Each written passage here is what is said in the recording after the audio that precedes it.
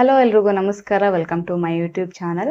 ನೋಡಿ, ರಾಯಚೂರು ಜಿಲ್ಲಾ ವ್ಯಾಪ್ತಿಯಲ್ಲಿ ಗ್ರಾಮ ಪಂಚಾಯಿತಿಗಳಲ್ಲಿ ಖಾಲಿರುವಂತಹ ಗ್ರಾಮ ಪಂಚಾಯಿತಿ ಗ್ರಂಥಪಾಲಕ ಹಾಗೂ ಮಾಹಿತಿ ಕೇಂದ್ರದ ಮೇಲ್ವಿಚಾರಕರು ಹುದ್ದೆಗಳಿಗೆ ಸಂಬಂಧಿಸಿದಂತೆ ಇಲ್ಲಿ ರಿಕ್ವೈರ್ಮೆಂಟ್ ಅನ್ನ ಹೊರಡಿಸಿದ್ದಾರೆ.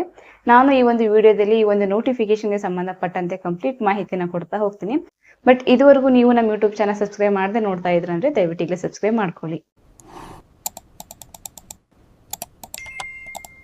ಮೊದಲನೇದಾಗಿ ಇಲ್ಲಿ ಹುದ್ದೆಗಳ ವಿವರಗಳನ್ನು ನೋಡ್ತಾ ಹೋಗೋದಾದ್ರೆ, ಇಲ್ಲಿ ಗ್ರಾಮ ಪಂಚಾಯಿತಿ ಗ್ರಂಥಾಲಯ ಮತ್ತು ಮಾಹಿತಿ ಕೇಂದ್ರಗಳ ಮೇಲ್ವಿಚಾರಕರ ಹುದ್ದೆಗಳಲ್ಲಿ ಟೋಟಲ್ಗೆ 13 ವೇಕೆನ್ಸಿನ ಇವರು ಕನ್ಫರ್ಮ್ ಮಾಡಿದ್ದಾರೆ.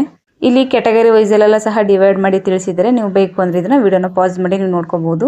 ನಂತರ ಇಲ್ಲಿ ಅರ್ಜಿ ಸಲ್ಲಿಸುವ ದಿನಾಂಕವನ್ನ ನೋಡ್ತಾ ಹೋಗೋದಾದ್ರೆ, ಇಲ್ಲಿ ಪ್ರಾರಂಭ ದಿನಾಂಕ 27/5/2026ಕ್ಕೆ ಪ್ರಾರಂಭ ಆಗಿದ್ದು, ಅರ್ಜಿ ಸಲ್ಲಿಸಲು ಕೊನೆಯ ದಿನಾಂಕ 10/6/2026ಕ್ಕೆ ಲಾಸ್ಟ್ ಡೇಟ್ ಇರುತ್ತೆ. ಓಕೆ.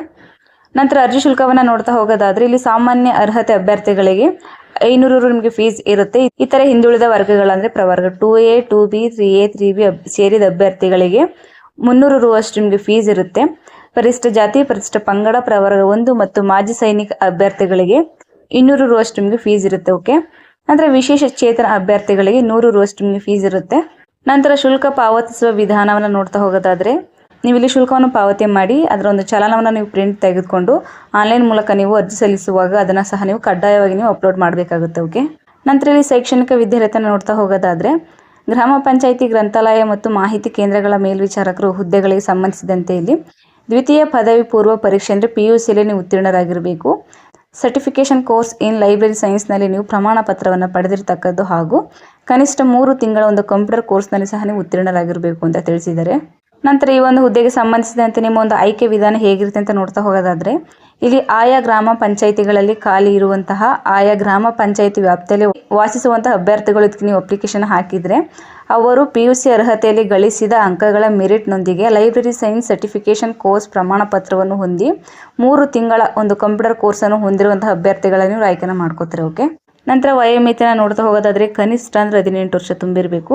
ನಂತರ ಗರಿಷ್ಠ ವಯೋಮಿತಿ ನೋಡೋದಾದ್ರೆ, ಇಲ್ಲಿ ಸಾಮಾನ್ಯ ಅಭ್ಯರ್ಥಿಗಳಿಗೆ ಗರಿಷ್ಠ 40 ವರ್ಷಗಳು, ಇತರೆ ಹಿಂದುಳಿದ ವರ್ಗಗಳ ಪ್ರವರ್ಗ 2A 2B 3A 3B ಅಭ್ಯರ್ಥಿಗಳಿಗೆ ಗರಿಷ್ಠ 43 ವರ್ಷಗಳು ಮೀರಿರಬಾರ್ದು. ಪರಿಶಿಷ್ಟ ಜಾತಿ, ಪರಿಶಿಷ್ಟ ಪಂಗಡ, ಪ್ರವರ್ಗ 1 ಅಭ್ಯರ್ಥಿಗಳಿಗೆ ಗರಿಷ್ಠ 45 ವರ್ಷಗಳು ಮೀರಿರಬಾರ್ದು ಅಂತ ತಿಳಿಸಿದ್ದಾರೆ. ಓಕೆ.